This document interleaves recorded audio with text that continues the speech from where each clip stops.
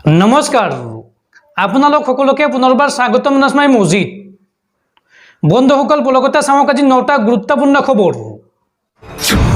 প্ৰথমটো খবৰ, হিমন্ত বিশ্ব শৰ্মাৰ শাসনত অসমত মাফিয়া ৰাজ চলি আছে। জেললৈ যোৱাৰ ভয়ত বিজেপিত যোগদান কৰিছিল হিমন্ত বিশ্ব শৰ্মাই আৰু অসমৰ মুখ্যমন্ত্ৰী ডক্টৰ হিমন্ত বিশ্ব শৰ্মাই কেৱল বেপাৰ চলাই আছে। অসমত উপস্থিত হৈ হিমন্ত বিশ্ব শৰ্মাৰ বিৰুদ্ধে 10টাকৈ মহা বিস্ফোৰণ কংগ্ৰেছ নেত্ৰী প্ৰিয়ংকা গান্ধীৰ। মুখ্যমন্ত্ৰী হিমন্ত বিশ্ব শৰ্মাৰ বিৰুদ্ধে 10টাকৈ মহা বিস্ফোৰণ কংগ্ৰেছ নেত্ৰী প্ৰিয়ংকা গান্ধীৰ। অসমৰ মাটিতে মুখ্যমন্ত্ৰী হিমন্ত বিশ্ব শৰ্মাক কটু সমালোচনা কংগ্ৰেছ নেত্ৰী প্ৰিয়ংকা গান্ধীৰ। মুখ্যমন্ত্ৰী হিমন্ত বিশ্ব শৰ্মাৰ বিৰুদ্ধে আক্ৰমণাত্মক ৰূপত দেখিবলৈ পোৱা গ'ল কংগ্ৰেছ নেত্ৰী প্ৰিয়ংকা গান্ধীক। এই সন্দৰ্ভত প্ৰিয়ংকা গান্ধীয়ে মন্তব্য কৰি কয় যে মুখ্যমন্ত্ৰী হিমন্ত বিশ্ব শৰ্মা এগৰাকী দুৰ্নীতিগ্ৰস্ত ব্যক্তি। অসমৰ মুখ্যমন্ত্ৰী হিমন্ত বিশ্ব শৰ্মাই কেৱল বেপাৰ চলাই আছে। হিমন্ত বিশ্ব শৰ্মাৰ শাসনত অসমত মাফিয়া ৰাজ চলি আছে। অসমত এতিয়া দুৰ্নীতিগ্ৰস্ত লোকৰ আতংক বিৰাজমান। চৰকাৰৰ প্ৰতিটো কামতেই কেলেংকাৰী সংঘটিত হৈ আছে। বদৰুদ্দিন আজমলৰ সৈতে গোপন বুজাবুজি আছে হিমন্ত বিশ্ব শৰ্মাৰ। কংগ্ৰেছত থকাৰ সময়ত হিমন্ত বিশ্ব শৰ্মা বহু কেলেংকাৰীত জড়িত হৈ আছিল আৰু জেললৈ যোৱাৰ ভয়ত বিজেপিত যোগদান কৰিছিল হিমন্ত বিশ্ব শৰ্মাই। বিজেপিৰ ৱাশ্বিং মেচিনত সোমাই চাফা হৈ পৰিল হিমন্ত বিশ্ব শৰ্মা। হিমন্ত বিশ্ব শৰ্মাই জনতাৰ উন্নয়নৰ কথা চিন্তা নকৰে, কেৱল নিজৰ উন্নয়নৰ কথাই চিন্তা কৰে হিমন্ত বিশ্ব শৰ্মাই।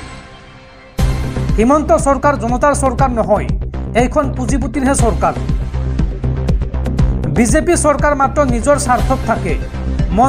মন্ত্ৰীৰ পৰা মুখ্যমন্ত্ৰী সকলোৱে কেৱল নিজৰ স্বাৰ্থতে থাকে। মুখ্যমন্ত্ৰী হিমন্ত বিশ্ব শৰ্মাৰ বিৰুদ্ধে এইদৰে ধুবুৰীত গৰজি উঠিল কংগ্ৰেছ নেত্ৰী প্ৰিয়ংকা গান্ধী। পৰৱৰ্তী খবৰ, কোভিচিল্ড ভেকচিনৰ বিৰুদ্ধে এইবাৰ দেশৰ উচ্চতম ন্যায়ালয়ত দাখিল কৰা হৈছে ৰাজহুৱা স্বাৰ্থজড়িত আবেদন। উল্লেখযোগ্য যে কোভিডৰ ভেকচিন কোভিচিল্ড লোৱাৰ ফলত মানুহৰ দেশত দেখিবলৈ পোৱা গৈছিল বিভিন্ন পাৰ্শ্বক্ৰিয়া। যিসকল লোকে কৰোনাৰ ভেকচিন কোভিচিল্ড লৈছিল তেওঁলোকৰ দেশত ছাইড ইফেক্ট হোৱাৰ কথা স্বীকাৰ কৰিছে এই ঔষধ নিৰ্মাণকাৰী প্ৰতিষ্ঠান এষ্ট্ৰাজেনেকাৰে পাৰ্শ্বক্ৰিয়া হোৱাৰ কথা ব্ৰিটেইনৰ উচ্চ ন্যায়ালয়ত স্বীকাৰ কৰিছে আৰু তাৰ পাছতে বুধবাৰে এই সন্দৰ্ভত দেশৰ উচ্চতম ন্যায়ালয়ত দাখিল কৰা হয় এখন ৰাজহুৱা স্বাৰ্থজড়িত আবেদন। পৰৱৰ্তী খবৰ, এইবাৰ আৰক্ষীৰ জিম্মাতে চৰম সিদ্ধান্ত গ্ৰহণ কৰিছে বলিউডৰ অভিনেতা ছলমান খানৰ বাসগৃহৰ সন্মুখত গুলীচালনা কৰা অভিযুক্তই। বলিউডৰ জনপ্ৰিয় অভিনেতা ছলমান খানৰ ঘৰৰ বাহিৰত গুলীচালনাৰ ঘটনাৰ সৈতে নাম সাঙুৰ খোৱা এজন অভিযুক্তই আৰক্ষীৰ লকআপত আত্মহত্যাৰ চেষ্টা চলাইছে। তথ্য অনুসৰি আত্মহত্যাৰ চেষ্টা কৰা অভিযুক্তৰ নাম অনুজ থাপন। সংকটজনক অৱস্থাত থাপনক চিকিৎসালয়ত ভৰ্তি কৰোৱা হৈছিল যদিও চিকিৎসাৰ সময়ত তেওঁৰ মৃত্যু হয়। অৱশ্যে এই পৰ্যন্ত মুম্বাই আৰক্ষীৰ তৰফৰ পৰা কোনো আনুষ্ঠানিক বিবৃতি প্ৰকাশ কৰা নাই। জানিব পৰা মতে এই গোচৰৰ অভিযুক্তসকলক সোধা পোছাৰ বাবে মুম্বাই আৰক্ষীৰ মুখ্য কাৰ্যালয়ত অৱস্থিত ক্ৰাইম ব্ৰাঞ্চৰ কাৰ্যালয়ত ৰখা হৈছিল। ক্ৰাইম ব্ৰাঞ্চৰ কাৰ্যালয়তে আত্মহত্যাৰ চেষ্টা চলাইছিল অনুজ থাপনে। ছলমান খানৰ বাসগৃহ গেলেক্সি এপাৰ্টমেণ্টৰ বাহিৰত গুলীচালনাৰ বাবে অস্ত্ৰ-শস্ত্ৰ যোগান ধৰাৰ অভিযোগত 26 এপ্ৰিলত আৰক্ষীয়ে দুগৰাকী অভিযুক্তক পাঞ্জাৱৰ পৰা গ্ৰেপ্তাৰ কৰি মুম্বাইলৈ লৈ আহিছিল। গ্ৰেপ্তাৰ হোৱা অভিযুক্ত দুজনৰ এজনক সোনু সুভাষ চন্দৰ আৰু আনজনক অনুজ থাপন বুলি চিনাক্ত কৰা হৈছিল। ইয়াৰে অনুজ থাপনে ট্ৰাকৰ সহায়ক হিচাপে কাম কৰিছিল আৰু সুভাষ জড়িত আছিল খেতি বাতিৰ কামত। অনুজৰ বিৰুদ্ধে বহু আগৰে পৰা বিভিন্ন অপৰাধত লিপ্ত থকাৰ লগতে লৰেন্স বিষ্ণাই গেঙৰ সৈতে জড়িত থকাৰো অভিযোগ আছিল। দুয়োজনে 15 মাৰ্চত পানভেলত 2টা পিষ্টল ডেলিভাৰী কৰিছিল আৰু এই গোচৰৰ তদন্ত চলাই থকা মুম্বাই ক্ৰাইম ব্ৰাঞ্চে পাঞ্জাৱৰ পৰা আক্ৰমণকাৰীক বন্দুক যোগান ধৰা 2জন লোকক গ্ৰেপ্তাৰ কৰিছিল। দুয়োকে চিনাক্ত কৰাৰ লগে লগে আৰক্ষীয়ে চুৰাটৰ তাপি নদীৰ পৰা 2টা পিষ্টল, 4টা মেগজিন আৰু 17টা কাৰ্টিজ উদ্ধাৰ কৰে। উল্লেখযোগ্য যে 14 এপ্ৰিলৰ পুৱা মুম্বাইৰ বান্দ্ৰা অঞ্চলৰ গেলেক্সি এপাৰ্টমেণ্টৰ বাহিৰত 2জন লোকে গুলীচালনা কৰিছিল। এই এপাৰ্টমেণ্টতে বাস কৰে ছলমান খানে।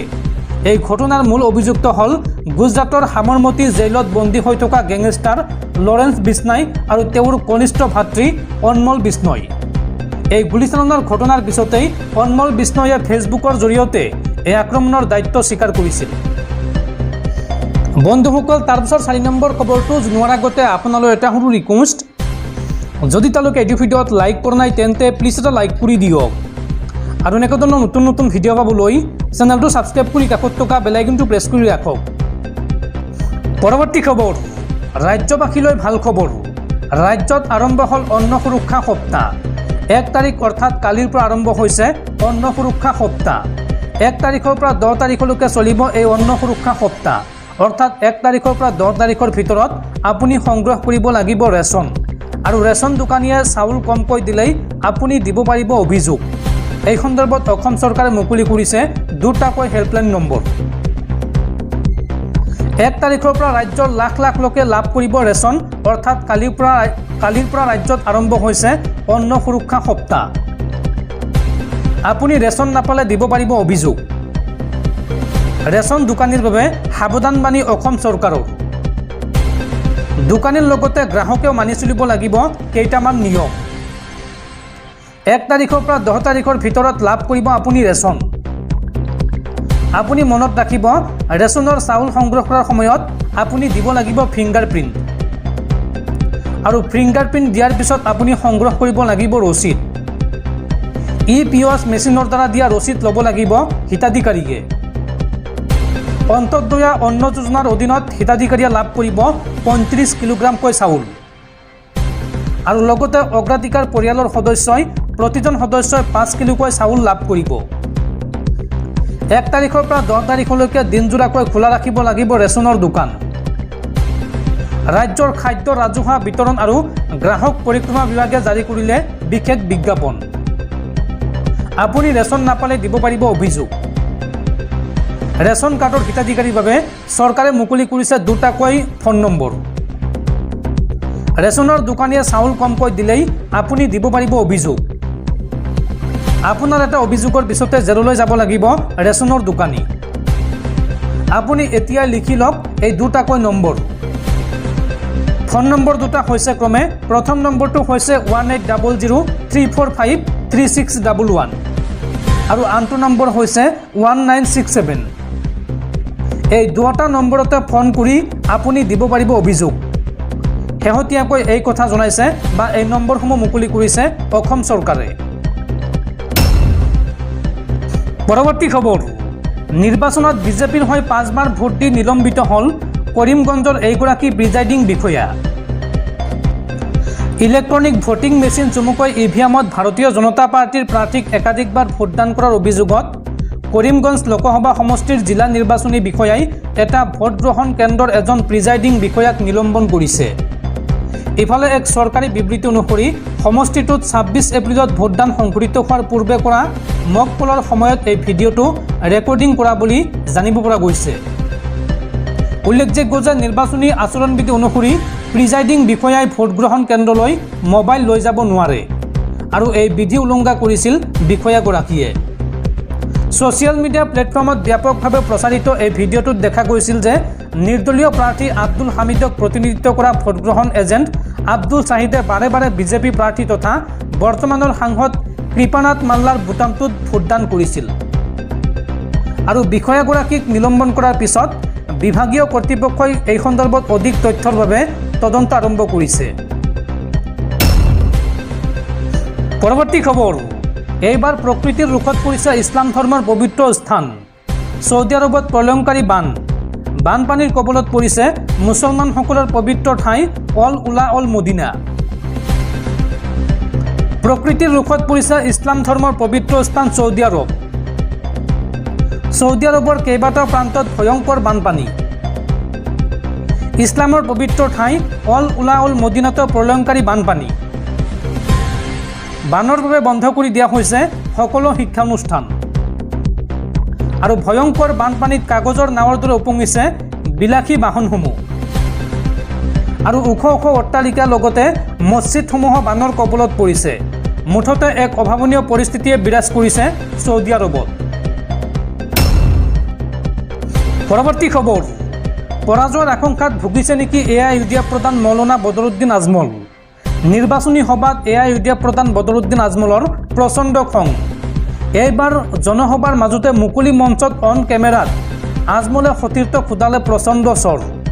আৰু এই দৃশ্য বৰ্তমান ছ'চিয়েল মিডিয়াত ভাইৰেল। নিৰ্বাচনী সভাত এআইইউডিএফ প্ৰধান মৌলানা বদৰুদ্দিন আজমলৰ প্ৰচণ্ড খং। খঙত অগ্নিশৰ্মা হৈ পৰিল ধুবুৰীৰ এআইইউডিএফৰ প্ৰাৰ্থী বদৰুদ্দিন আজমল। মানকাছৰ সমষ্টিৰ হাজিৰাহাটৰ জনসভালৈ গৈছিল বদৰুদ্দিন আজমল। আৰু জনসভাৰ মাজতে মঞ্চত অন কেমেৰাত আজমলে এজনক খুদালে প্ৰচণ্ড চৰ। আৰু কেমেৰাত আবদ্ধ হৈ ৰ'ল সমগ্ৰ দৃশ্য। খঙৰ মাজতে লগতে বদৰুদ্দিন আজমলে ভাষণো দিলে। সেই সভাতে বদৰুদ্দিন আজমলে ভাষণো দিলে। পৰৱৰ্তী খবৰ, যান বাহনৰ গৰাকীলৈ জৰুৰী খবৰ। 1 মে'ৰ পৰা 28 মে'লৈকে ৰাজ্যৰ পৰিবহণ বিভাগে আৰম্ভ কৰিছে বিশেষ জনসেৱা কাৰ্যসূচী। এই সময়ছোৱাত আপুনি ঘৰৰ পৰাই কৰিব পাৰিব যান বাহনৰ সকলো কাম কাজ। এই বৃহৎ সিদ্ধান্ত গ্ৰহণ কৰিছে ৰাজ্যৰ পৰিবহণ বিভাগে। ৰাজ্যৰ লাখ লাখ যান বাহনৰ গৰাকীলৈ ডাঙৰ খবৰ। দিব্যাংগ জ্যেষ্ঠ নাগৰিকৰ বাবে ৰাজ্যৰ পৰিবহণ বিভাগৰ বৃহৎ পদক্ষেপ।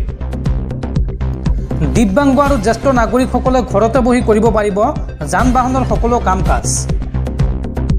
1 মে'ৰ পৰা 28 মে'লৈকে ৰাজ্যৰ পৰিবহণ বিভাগে আৰম্ভ কৰিছে বিশেষ জনসেৱা কাৰ্যসূচী। এই সময়ছোৱাত আপুনি ঘৰৰ পৰাই কৰিব পাৰিব যান বাহনৰ সকলো কাম কাজ। ইঞ্চুৰেঞ্চ, ফিটনেছ পাৰ্মিট, প্ৰদূষণ চাৰ্টিফিকেট, বকেয়া সকলো কৰ আদায় দিব পাৰিব আপুনি ঘৰৰ পৰাই। এইসমূহ কাম আপুনি ঘৰৰ পৰা কৰিব পাৰিব। আপোনাৰ এটা ফোন কলত পৰিবহণ বিভাগৰ দল গৈ আপোনাৰ ঘৰত হাজিৰ হ'ব আৰু আপোনাৰ ঘৰত গৈ এইসমূহ কাম কৰি দিব পৰিবহণ বিভাগৰ কৰ্মচাৰীয়ে। যিসকলৰ বাবে এই সুবিধাৰ প্ৰয়োজন তেওঁলোকৰ বাবে ৰাজ্যৰ পৰিবহণ বিভাগে মুকলি কৰিছে কেইবাটাও ফোন নম্বৰ। 4টাকৈ ফোন নম্বৰ মুকলি কৰা হৈছে এই সেৱাৰ বাবে। এই ফোন নম্বৰ কেইটা হৈছে ক্ৰমে প্ৰথম নম্বৰটো হৈছে 9577992153।